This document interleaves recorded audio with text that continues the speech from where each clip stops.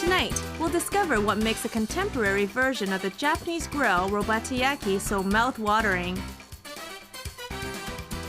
We'll find out how the vibrantly colored stones have become the latest trend. And what makes Il Divo famous all over the world.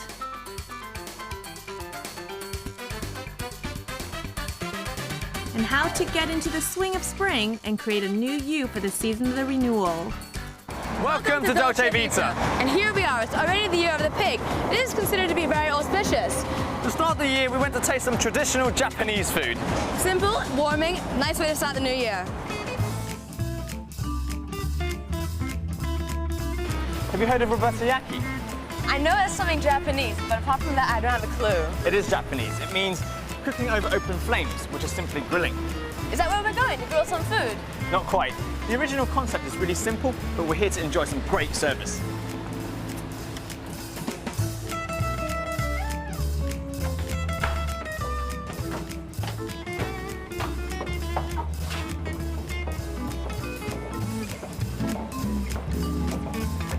Wow, can you smell that? You kidding? My mouth's already watering. Go on. Relax. Have a glass of sesame plum wine to calm yourself down. It smells delicious. It tastes even better. It's a new type of wine that's very rare, and there are only 10 bottles in Hong Kong, all of which are only available here. Cheers. Well, in this case, this is a real privilege. And I don't mind waiting for my food a little bit longer. Made from the fermentation of sesame seeds, this chilled drink slips smoothly down the throat with a hint of plum flavor to leave you wanting more. Now your appetite has been whetted, sample the beauty of nature. These organic vegetables are full of the goodness of the earth, without the contaminant of pesticides. Because of the simplicity of the cooking method, only the freshest and highest quality meats are used in Robatayaki. This means the minimal flavorings are required.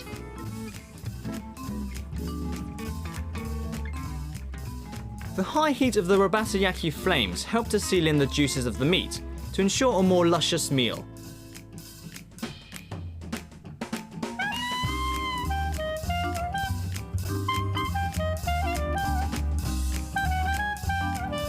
To add another dimension, throw in a roasted pouch of shiitake mushrooms. Something that's often considered tricky to grill, but always rewarding when done well, is the indispensable fish.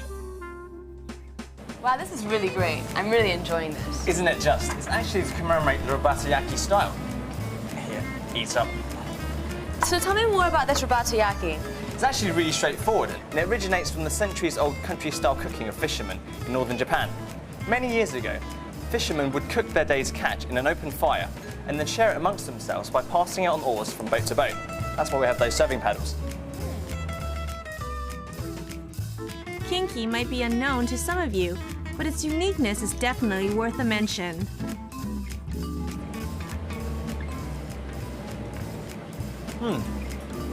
Despite the simple grilling, it's still very light and it's managed to maintain the freshness and the juices of the fish. Sirloin is a portion of beef cut from the ribs. Top sirloin is considered the most tender. Listen to it sizzle. It's absolutely lush.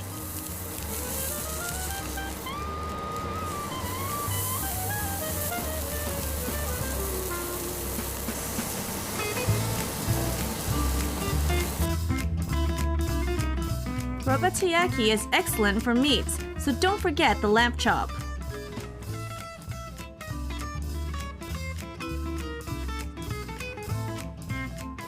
Wow, this is really great. Thanks for this. Not a problem. Vanessa, any ideas on how to add a little radiance to the view? Well, gems have always been famous for adding a little bit of glitter and also sparkle to one's eyes. Surely not just any gem. How about gems that have been cut by master diamond cutters?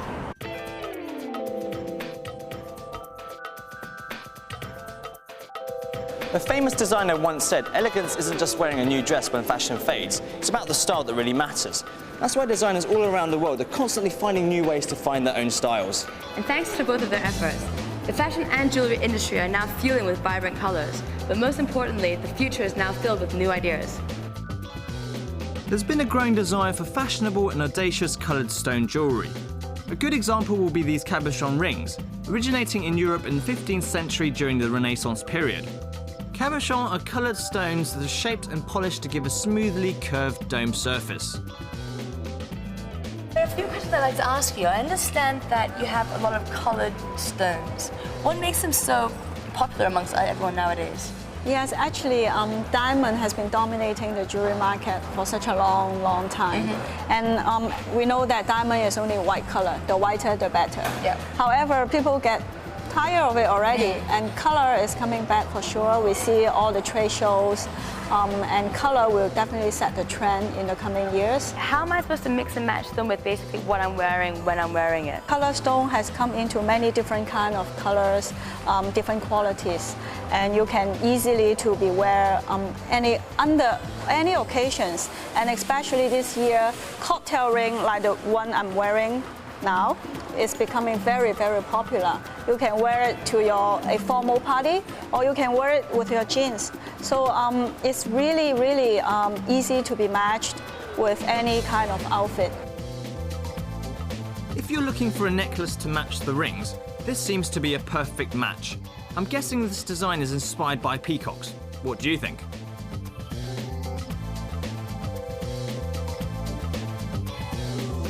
With one of the largest number of innovative jewellery pieces in the world, the biggest challenge is to pick out something that reflects one's personality. So in order to get to the bottom of it, you have to understand yourself. And this ring is made up of 7 different coloured stones, perfect for those people who always want to have everything all the time. Success doesn't come overnight, but all of the greatest jewellery designers in the world have a great passion for their work. And the enthusiasm of one particular designer can be seen in the opening of his new store here in Macau. The opening ceremony in Macau attracted a lot of famous icons in the jewellery and fashion industry. To celebrate the launch, the company also invited one of the world's most renowned diamond cutters, Sir Gabriel Tarkowski, to share his unparalleled passion for diamonds. And we were lucky enough to talk to such a dominant figure in the diamond cutting industry.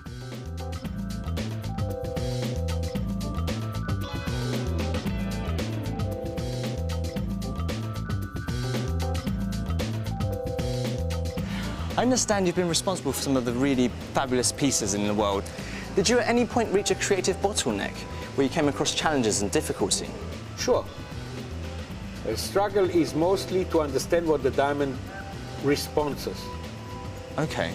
You talk to the diamond, but you don't talk a language, right? You talk with your senses. You can make out of it a very nice story.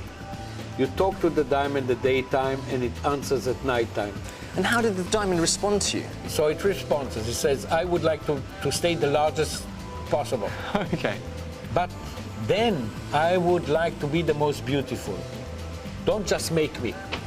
Because I could shape this diamond, polish facets, link left and right and top and bottom and whatsoever, and yet it will be a clumsy piece of diamond which nobody will look at. Okay. So I have to combine everything. But to combine everything, the brain is too tiny, too small. You have to get the answer from the diamond himself. You have a technical ability you have to put in and knowledge. The knowledge you gain by the time you work.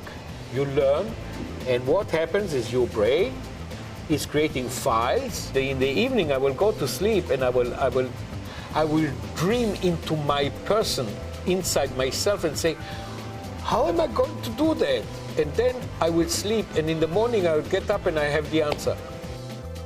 Being the 6th generation in a family of diamond cutting geniuses, Sir Gabby is one of the most imaginative diamond cutters in the world. During his career, he has been entrusted with cutting some of the world's most famous diamonds. His love plus his experience in diamond cutting has driven him to come up with the latest diamond cutting innovation. I'm sure you've all heard of the 4 C's when determining the quality of a diamond: the clarity, the carat, the color, and the cut. But what you may not know is that the 105 faceted diamond is definitely more sparkly and glittery than any other diamond I've ever seen. After years of working on diamonds that were only fit for kings, Sir Gabby decided to focus his talent and energy on creating a diamond fit for a bride. And that's how he came up with the most elaborate diamond cut in the 20th century, which features a groundbreaking collection of 105 facet diamonds, 47 more facets than the standard round cut. The additional facets allow the diamonds to reflect more light and fire than any other well-cut diamond.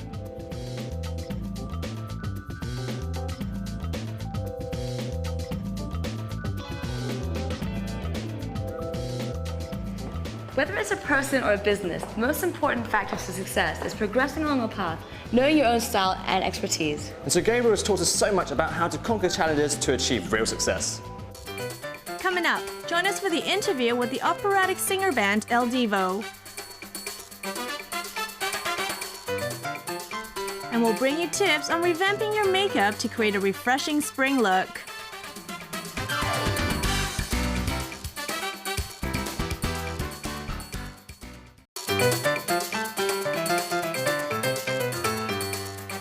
The Olympics 2008 is a mammoth task, even for a vast country filled with extensive manpower such as China. And even so, Beijing has managed to keep engines firing on all cylinders in preparation for the event. And I went along to find out how to put something like that together. Who doesn't love a challenge? Every 4 years we have a great big challenge that pushes our mental and physical abilities right to the limit. To keep up with the Beijing Olympic Games, we've got the Beijing Dreams. Let's see what it's all about. Many celebrities join us in an event to celebrate the launch of a new feature on TVB Pearl, the Beijing Dreams. These series follow the highs and lows of how to turn a city like Beijing, known for its history at every twist, and turn of its Hutons and World Heritage sites into an Olympic standard sporting capital. Service to our customers, but obviously to make this a very, very exciting and successful Olympic Games in Beijing. 1, 2, 3! It's a huge mission, a mission in need of many solutions from the areas of construction, design, logistics, finance, and people management. And it's always about pushing the boundaries of progress and human limitations. Learn about the hottest medal contenders, the amazing venues, and the behind-the-scenes preparations. About the preparations of the Beijing 2008 Olympics, what were the challenges faced? They're enormous challenges. Yeah. I think, if you look at the infrastructure developments that have gone on in Beijing in the last, just particularly the last 3 or 4 years, they've been extraordinary. So there's just a lot going on in Beijing at the moment, and it's exciting. Find out what's happening in the lead up to the Beijing Olympic Games every Monday to Thursday at 9:30 p.m. on TVB Pearl. Vanessa, you've had quite an experience lately, haven't you? You bet I did. I had 4 operatic talents all on one couch, all to myself, held as my captive audience. A Spaniard, a Frenchman, a Swiss, an American, all handsome and talented. That's enough to make anyone blush. Yeah.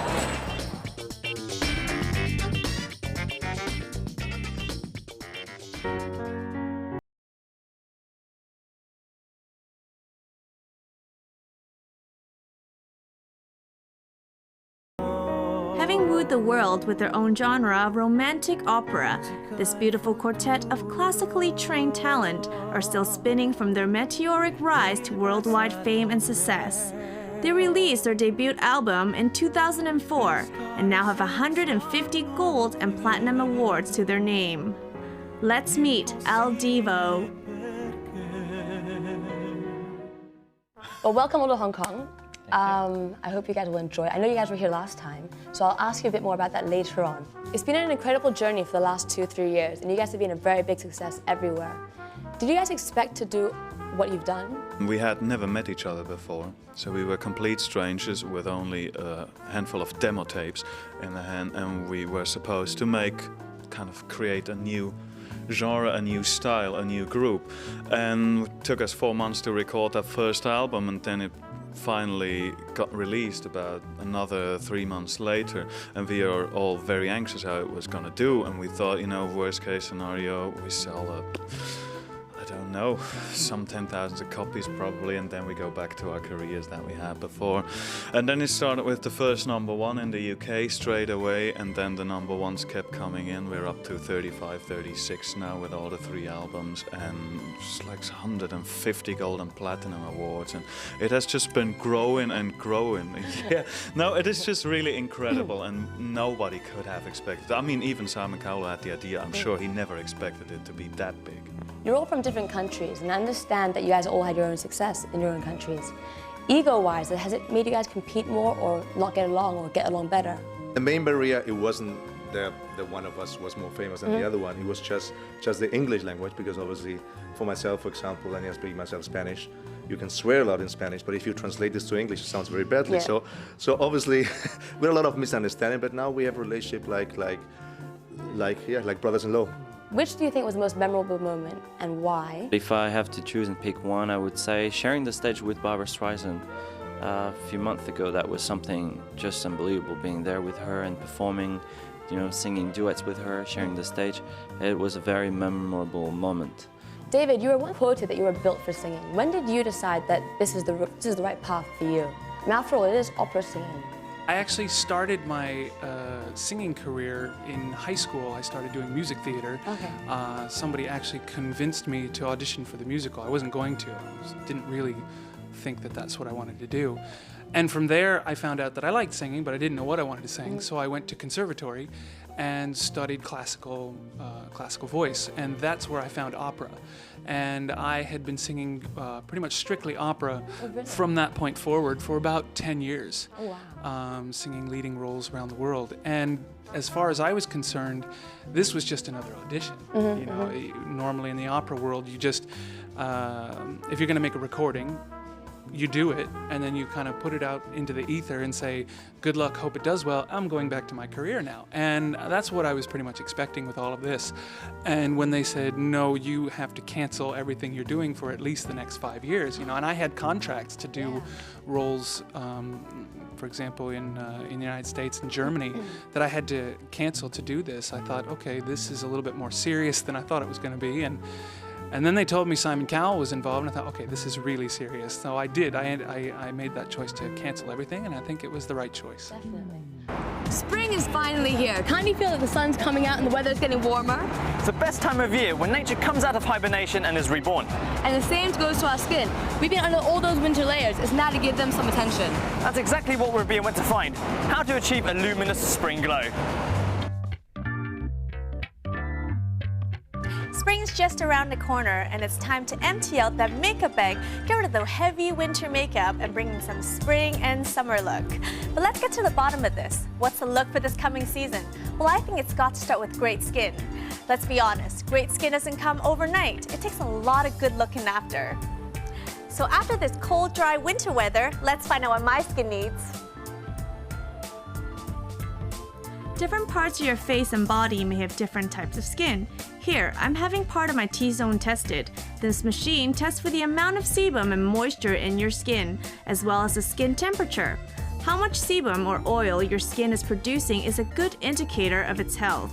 Lack of hydration means your skin needs more oil to hold in that moisture.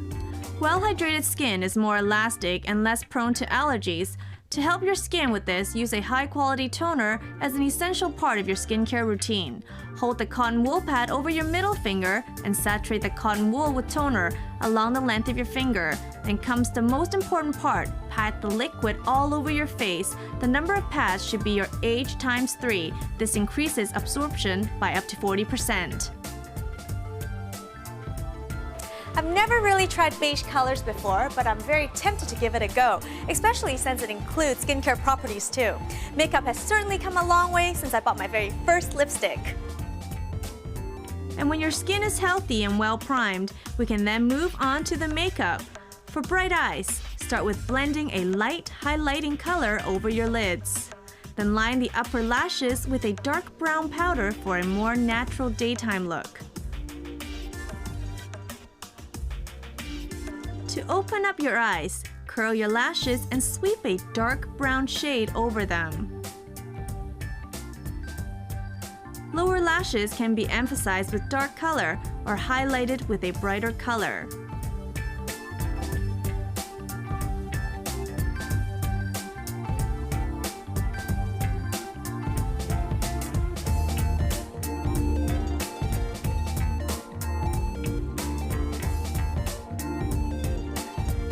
Lip gloss is great for summer because it gives a healthy sheen.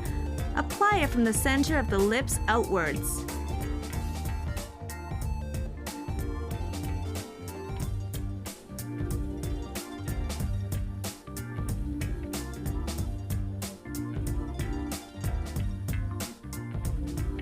Then add the blush over the cheeks for a warm golden glow. Finally, apply the tone-up powder over areas that catch the sun. The result is fresh and sophisticated, with the beige colors giving the warm golden glow of spring and summer.